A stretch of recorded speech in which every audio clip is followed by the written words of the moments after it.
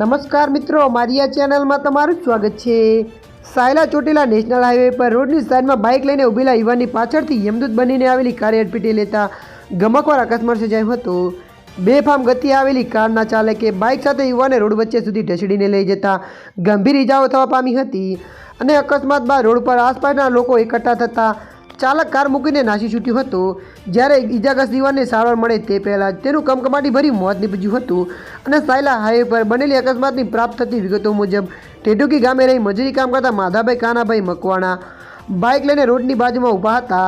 ત્યાં જ પાછળથી પૂર ઝડપે આવેલી એક 4 વ્હીલર કારે ઠોકર મારતા બાઇકનો કડુસો નીકળી જવા સાથે જ યુવાનની શરીરના ભાગે ગંભીર ઇજાઓ થવાની સાથે જ સ્થળ પર જ કરુણું મોત નીપજતા હારાટી ફેલાઈ જવા પામી હતી અને અકસ્માત બાદ રોડ પર ટ્રાફિક જામ થઈ જતા વાહનોની કતાર લાગવા પામી હતી અને સાયલા પોલીસને જાણ થતાં જ તુરંત સ્થળ પર પહોંચી વાહન વ્યવહાર પૂર્વવત કરાવી મૃતકની લાશને સરકારી હોસ્પિટલ ખાતે ખસેડવામાં આવી હતી।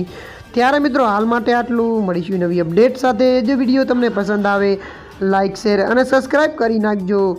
ધન્યવાદ।